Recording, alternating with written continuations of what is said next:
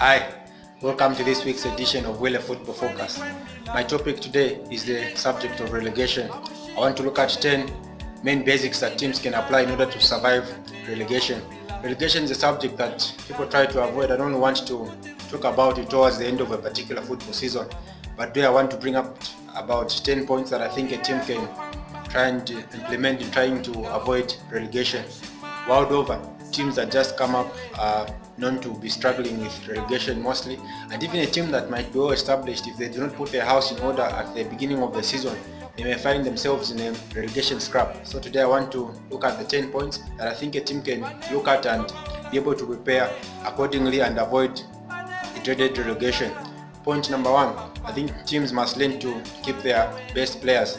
Common practice is that when the team just comes up, there are players that do very well, and teams that are well established will begin to look at their players. But I think it is important that such players are kept. Even at mid-season breaks, these players tend to leave because their teams might not be doing very well. But I think the best practice is try to keep these best players. There are just certain players that are worth breaking the bank for, players that add value to a team, and I think they should be kept at all costs. Number 2, I think it's important for a team to learn to keep clean sheets. If you don't concede, you're not going to lose. I'm not trying to say teams should play not to lose, but I think it is best to create a platform which gives them a chance to stay in the game and a chance to go on and win the game. So clean sheets are important, and in order to keep these clean sheets, it's important to adhere to the principles of defense. And once these are adhered to, a team most likely will keep clean sheets, and it gives them a good platform to go on and win the game. It's also important to maximize on chances created. Mostly the quality of the A-grade teams and say maybe the lesser teams in the league, the gulf is quite wide, but the only way to bridge this is once a weaker team creates chances, they should be able to bury those chances, because it is once they bury these chances that they get a greater percentage of likelihood of winning a particular game. Another point, I think it's important to keep it simple.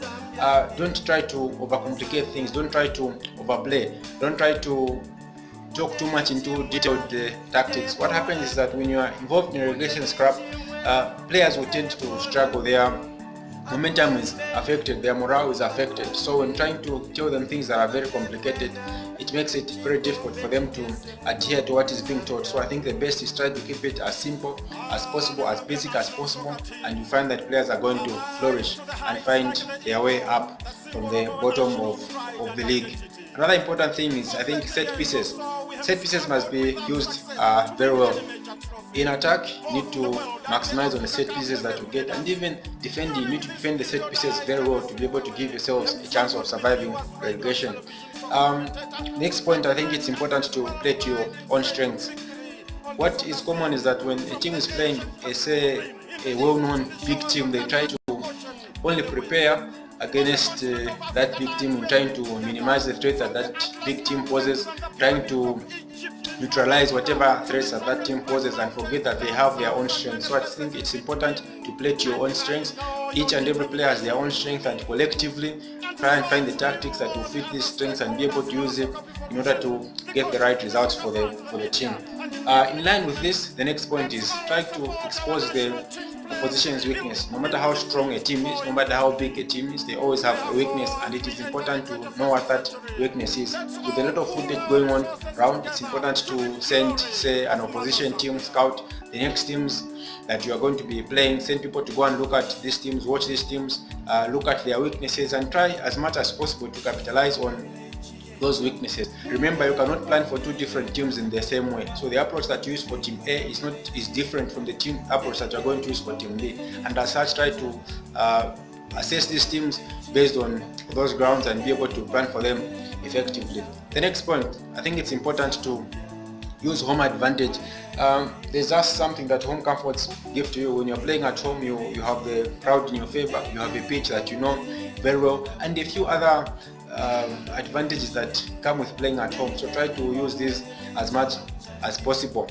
Another important thing in trying to avoid relegation is try as much as possible to play away from your goal scoring area. Don't try to play so much in your own area, because mostly at this point players are devoid of of confidence. So it's important that they play, especially in the opposition half, because what that does, even when they lose possession, it gives you time to come back to recover the possession. It gives you time to reorganize. It gives you time to concentrate numbers in areas of danger. So try as much as possible to play away from your goal scoring area. It's also important to look at classifying matches. There are certain teams that you're definitely going to beat. Yes, on paper it may look as you're going to beat, and try to identify those teams and maximize on those games. It's also important to play matches in phases. In a 38 game league, for example, you can divide that league into 4 parts. So you target points according to the first 10 games. So in the first 10 games, you try and look at the opponents and say target, for example, maximum points in the first in 5 games of first 10, and that gives you a platform to be able to move forward. So if you classify games in that order and you calculate your points very well, that is what you're going to use as a gauge in trying to stay alive. So identify games that you can win, identify games where the chances are 50-50, and even identify games that you think are going to be very difficult, and that is what actually helps you plan for such games. And who knows, you might just steal a result from such a game. So let's put the numbers into context. In a league where you play 38 games, 38 points will keep you alive. So basically, if you're able to draw all 38 games, it keeps you alive, though it is largely unheard of. But in theory, you have 38 points in a 38 game league, it should be able to keep you alive. But for assured safety, 40 points is a good safety mark. If you get 40%, definitely you are not going to get relegated. Remember Get relegated with 40 points, well, it's an exception to the norm. So I think 40 points is assured of safety, but even 38 should be able to be enough. The other way of going around these numbers is if you play 19 games at home and 19 games away, target 10 wins in your 19 home games. 10 wins in your 19 home games gives you 30 points, and in the 19 away games, target 5 wins. 5 wins will give you 15 points, and that is 15 plus 8 gives you 45 points, and 45 points should be enough. And in some leagues, you might even find yourselves in mid-table. This was my short sharing for today, how to avoid relegation. I hope you find this useful. Thanks for watching, and keep supporting Wele Football Focus. Until next time, it's bye-bye for now. Enjoy the day.